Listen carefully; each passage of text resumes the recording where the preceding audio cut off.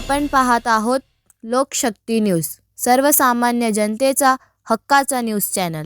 पश्चाताप केला नाही केला, कारण डिपार्टमेंटचा शिपाई डिपार्टमेंटचा कारकून काय करेल त्याच्यासाठी जर मंत्र्याला दोष देणार असाल, मंत्र्याच्या सह्या असून बी काही झालं नाही तर इथं तर नगराध्यक्षाची सही लागतच नाही। सीओची डिजिटल सिग्नेचर आहे, सीओच्या डिजिटल सिग्नेचरनेच जन्म दाखला आणि हे मिळतात, लग्नाचे सर्टिफिकेट सुद्धा त्यांच्या सहीने मिळतात, पदाधिकाऱ्यांपर्यंत येत नाही। त्याच्यापासून निधी आलेला नाही, सर्वच महाराष्ट्राच्या नगरपालिकेंना 15व्या वित्त आयोगाचा पैसा आलेला नाही।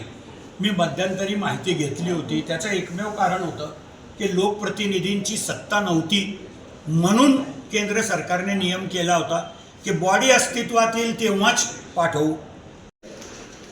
कारण मी ऑब्जेक्शन घेतलं होतं की तुम्ही सर्व ग्रामपंचायतींच्या तिथे कशाला करतात, 2200 हेक्टर जमीन बी ओलिता खाली आहे।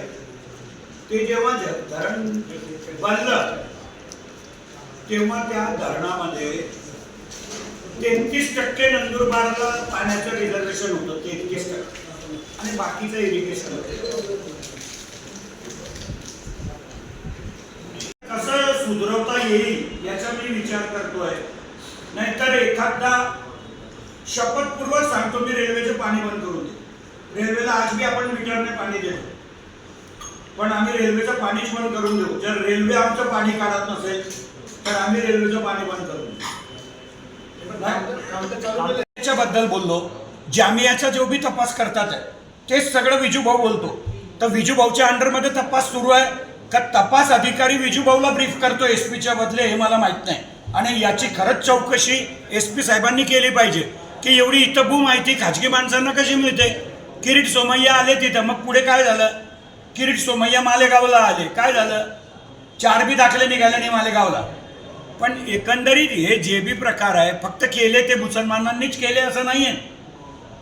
एखाद्या माणसाने चूक केली याचा अर्थ ती एका जातीवरती नका घेऊन जाऊ, त्याच्यामध्ये कोणी बी असेल त्याच्यावर शासन व्हायलाच पाहिजे। सर याच्यात जर पालिकेचे माझं म्हणणं आहे आज बी की हे एकदम प्रामाणिकपणे चौकशी व्हायला पाहिजे, जे दोषी असतील त्यांना जेलमध्ये टाका। 2 एक शिपाई आहे आणि एक टेम्पररी तात्पुरता लावलेला कोळी म्हणून आपल्याच तालुक्यातला अमळथ्याचा पोरगा आहे, तो आहे। त्यांना दोघांना अटक केलेलीच आहे। 2 कॅफेवाले आहेत मला वाटतं, असे 4-5 लोक अटक आहेत। गंगापूर धरणावर तुमच्यापैकी कोणी जर गेला असेल तर अत्यंत चांगलं नियोजन तिथं झालं आहे। त्याच धर्तीवरती मी माझा स्वतःचा बी भलाही अतिक्रमणामध्ये असेल बंगला तिथं आहे, त्याच्यामुळे मला लोकांचं माहिती आहे। दर शनिवार रविवारी फार मोठ्या संख्येने नंदुरबार शहराचे लोक त्या ठिकाणी जातात, परिवारासह जातात आणि त्यांना बिचाऱ्यांना बसायला बाकडासुद्धा तिथे नाही आहे, पण तरी लोक जातात। त्या ठिकाणी एक चांगलं पर्यटन स्थळ निर्माण व्हावं याच्यासाठी माझा सरकारला, राज्य सरकारला प्रस्ताव होता।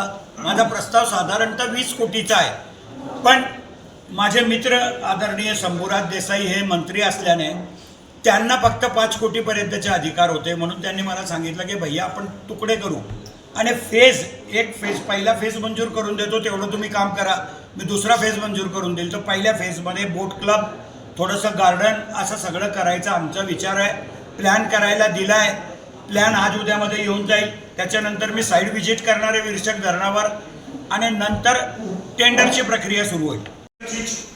जिल्हाधिकाऱ्यांनी आणि 50%चा प्रस्ताव शासनाला पाठवायचा, अशी ती 100% माफ होणार आहे। पण नंतर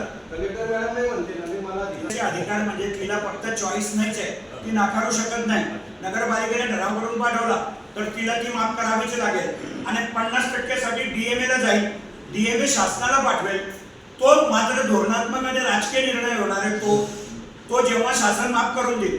आता आम्ही काय केलंय, नंदुरबार नगरपालिकेने लोकांना सांगितलंय तुम्ही 50% शास्ती कट करतो आम्ही आणि तुम्ही पैसे भरा।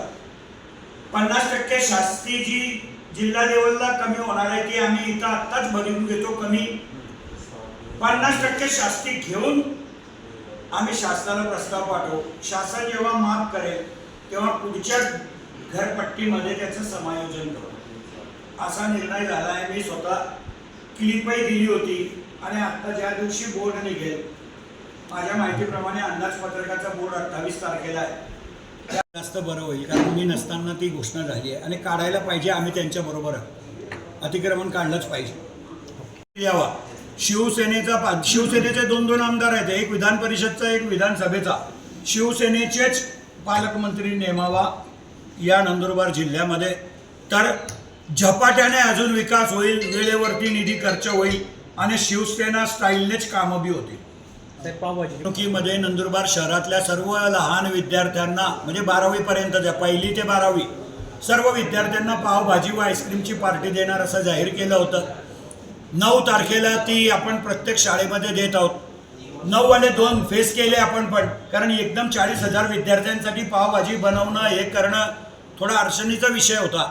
म्हणून अर्ध्या विद्यार्थ्यांना 9 तारखेला देतोय, अर्ध्या विद्यार्थ्यांना 10 तारखेला देतोय. पण 9 तारखेला योगायोगाने माझे नेते आदरणीय एकनाथ शिंदे साहेबांचा वाढदिवस असल्याने त्याच दिवसाचा औचित्य साधून आम्ही 9 तारखेला नंदुरबार शहरातल्या साधारणतः 20,000 विद्यार्थ्यांना पावभाजीची पार्टी देणार आहोत. आपणही त्याचा लाभ घ्यावा अशी करून टाकले होते. त्याच्यानंतर आपण माननीय एकनाथ शिंदे साहेबांनाही मी भेटलो. नंदुरबार नगरपालिकेच्या निवडणुकीच्या वेळेला त्यांनी परत आपल्याला 10 कोटी दिले. त्याच्या अगोदर 20 कोटी दिले होते. 10 कोटी रुपये धडगावच्या पाणी पुरवठ्यासाठी दिले. आणि आता जे महत्त्वाचे रस्ते आहेत, ज्या रस्त्यांचे काम 50%च्या वर झालेले आहेत, ते सगळे रस्ते 31 मार्चपर्यंत पूर्ण करून टाकले. 31 मार्चपर्यंत सरकार मागेल तेवढे पैसे द्यायला तयार आहे प्रकल्पाच्या प्रमाणे. त्याच्या संदर्भात माझं नियोजन आहे. एक रस्ता आहे प्रकाशा रोड ते तळोदा रोड, विजू चौधरींच्या घराच्या समोरचा, त्या रस्ता 100% पूर्ण होऊन जाईल. दुसरा रस्ता आहे कृषी महाविद्यालयापासून तर विजी पेट्रोल पंप, वेडू अप्पाचा पेट्रोल पंपापर्यंत. तशी ट्रॅफिक डायव्हर्ट होऊन जाईल, म्हणजे धुळे चौकुलीवर ट्रॅफिक येणार नाही. तो रस्ताही 31 मार्चला पूर्ण होऊन जाईल. असे काही रस्ते आहेत जे पूर्ण होतील. आणि एखाद दुसरा रस्ता असा आहे की ज्याला अडचण आहे, तर त्याला वगळायचं आहे आणि त्याच्याऐवजी दुसरा रस्ता त्यांच्याकडनं शासनाकडनं मंजूर करून आणायचा.